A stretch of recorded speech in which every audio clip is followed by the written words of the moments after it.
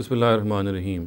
दीन की दावत के हवाले से बहुत सारे सवालात हैं जो ज़हनों में गर्दिश करते रहते हैं और बहुत सारी गलतफ़हमियाँ भी हैं जो इसी दावत के हवाले से पाई जाती हैं।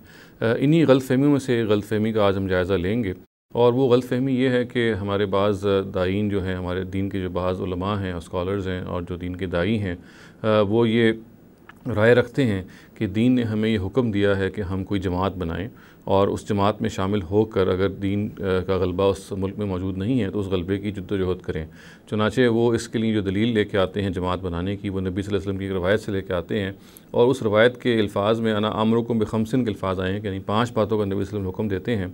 और उनमें से एक बात अल-जमा की है। तो अल-जमा का जो वर्ड है उससे ये दलील पकड़ी जाती है कि नबी सल्लल्लाहु अलैहि वसल्लम इसका बाकायदा तौर पे हुक्म दे रहे हैं कि जमात को बनाया जाए, एक पार्टी को बनाया जाए और गोया कि दीन का हुक्म है कि इस पार्टी को बना के फिर दीन की तब्दीली के दीन के गलबे की हम जद्दोजहद करें। ये जो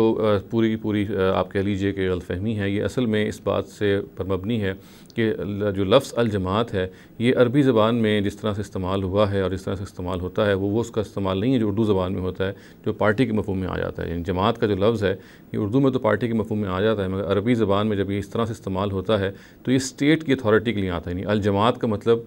स्टेट की अथॉरिटी है, यानी वो जो आप कह लीजिए रियासत का नज़म है उसको अल-जमात कहते हैं। और ये बात इतनी खूबसूरती से बुखारी की 2 रवायतों में वाज़ेह हो जाती है कि जहाँ पे अस-सुल्तान और अल-जमात के जो लफ्ज़ हैं ये इंटरचेंजेबली यूज़ हुए हुए हैं दोनों अलग अलग रवायतों में एक ही मफ़हूम में। अस-सुल्तान का ज़ाहिर है कि मतलब इक़्तिदार है अरबी ज़बान में। जब यही लफ्ज़ एक और रवायत में आया है और उसमें लफ्ज़ अस-सुल्तान के बजाय अल-जमात के इस्तेमाल हो गए हैं तो गोया कि इस इस्तेमाल ही ने ही बता दिया, इस इक्विवेलेंस ने ही बता दिया कि असल में अस-सुल्तान ही अल-जमा है, गोया कि इक़्तिदार है जो अल-जमा है। तो अगर नबी सल्लल्लाहु अलैहि वसल्लम का जो हुक्म है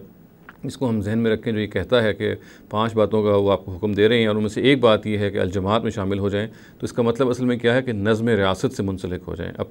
अपने आप को नज़्म रियासत से मुंसलिक कर दें और उसकी पाबंदी करें, उससे इन्हिराफ ना करें। तो ये बात है जो हमें समझ लेनी चाहिए कि आज के दौर में अगर ये अल्फाज सामने आते हैं अल-जमात के तो ये अरबी ज़बान के ख़ास लफ्ज़ है और इसका मतलब वो नहीं है जो आम तौर से इसका उर्दू में लफ्ज़ का मतलब होता है यानी कि पार्टी का, बल्कि अल-जमात जैसे कि मैंने वाज़ेह किया और ख़ुद रवायात से वाज़ेह है कि ये लफ्ज़ जो है और ख़ुद अरबी ज़बान की लुग़त से ही वाज़ेह है कि ये लफ्ज़ जो है ये स्टेट की अथॉरिटी के लिए बोला जाता है। अल-जमात का मतलब है अस-सुल्तान या स्टेट अथॉरिटी, इसका हरगिज़ मतलब कोई आम पार्टी या आम कोई जमात नहीं है। अक़ूलु क़ौली हाज़ा वस्तग़फ़िरुल्लाह ली व लकुम व लिसाइरिल मुस्लिमीना वल मुस्लिमात।